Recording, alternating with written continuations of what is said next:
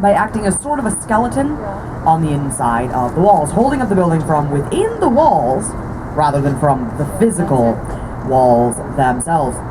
Now, LeBaron Jenny and Louis Sullivan collaborated on a few buildings. Their first one was the first modern skyscraper. It was right here in Chicago. It was called the Home Insurance Building. It was from 1880. It stood at a whopping 10 stories high. I know that doesn't sound like a lot now, but in 1880, 10 stories was a lot. Nobody was really building over 3 or 4 stories at the time, because the old way of building required that for every floor you go up, you go out by 6 inches at the base. So nobody was building up, because you were in fact eating up all your floor space. That way they were instead all building outward. But this new interior metal framework was going to allow them, in fact, to build upward in a very straight, sleek manner, as opposed to the angled way of old, thereby revolutionizing modern architecture and leading to many of the buildings we will see this evening. Now, we're about to cross under our first of many bridges today, and as we do, if you brought your cameras along, I might encourage a couple of shots, because we're about to get our first really great clear view of our skyline, none of which was here 140 years ago.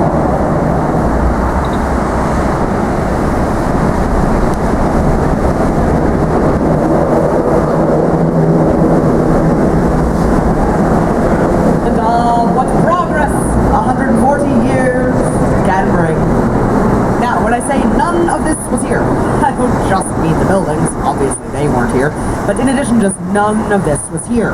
This was all water back then.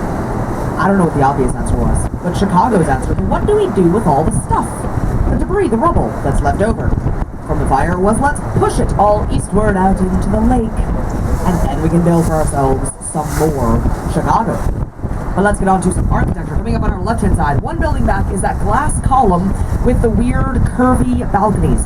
That is one of the newest additions to the Chicago skyline. It's called the Aqua Building. It was completed in 2010, designed by Jeannie Gang. The Aqua Building is currently the tallest building in the world, designed by a woman. So we're pretty cool with that. Now, the curvy, wavy balconies that we will get another view of in just a moment as we get beyond this building, currently obstructing our view of them, are not only unique to the building, they are all unique to each other. No two balconies alike on that particular building. The main idea behind the balconies was to give the people on each floor the very best view of a site in the city. Now, it wasn't going to be the same thing necessarily from floor to floor, but based on the building's location and the height of each floor, developers figured they could get the very best view of a site in the city. So they used all manner of methods, everything from GPS and laser pointers to triangulation and math, and sometimes just leaning out the windows to figure out exactly what could be seen from each floor, and built an appropriate 6 to 12 foot balcony from there. Right in front of the Aqua Building is this one with the horizontal stripes of alternating colored glass. This is the Swiss Hotel. The Swiss Hotel was designed by a man named Harry Weiss, who was a nautical man. He was a sailor, liked adding nautical touches to his designs. As we are pulling directly in front of the Swiss Hotel, we can see what makes this one so unique. The building's triangular. It's a giant triangular building. So, Harry Weiss, very easy designer to identify in Chicago. If you happen upon another big triangular building later, it is in fact most likely a Harry Weiss design.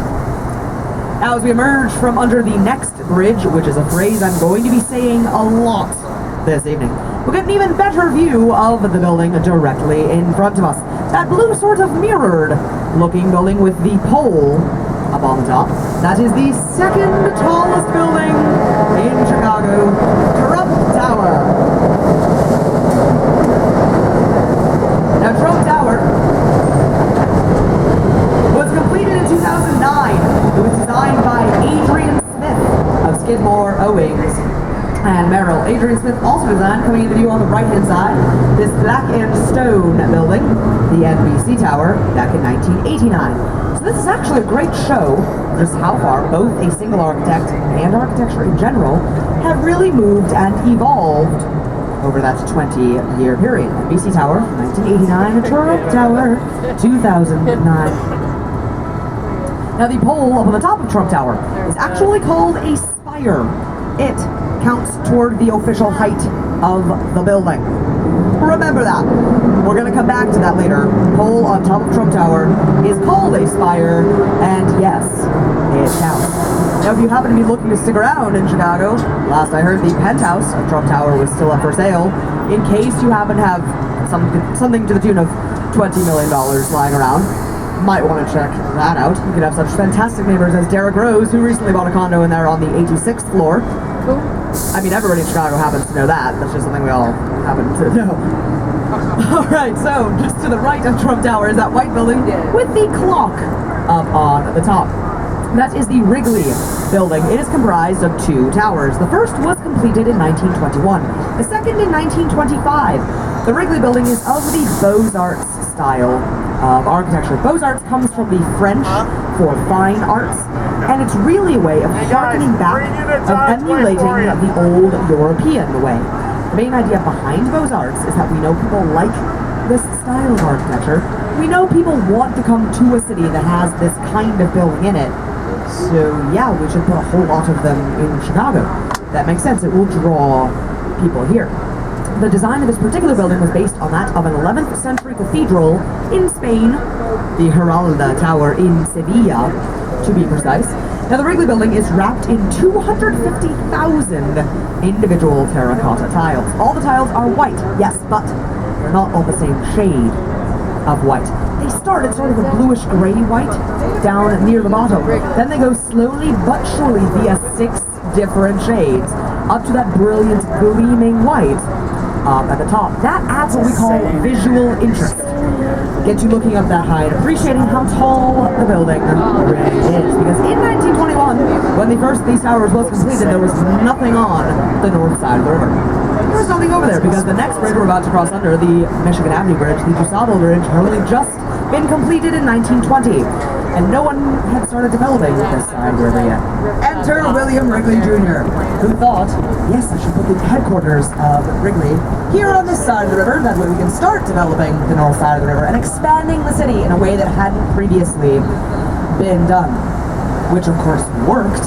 However, it was something of an ill-advised notion on his part, trying to get people to an area where they weren't previously living.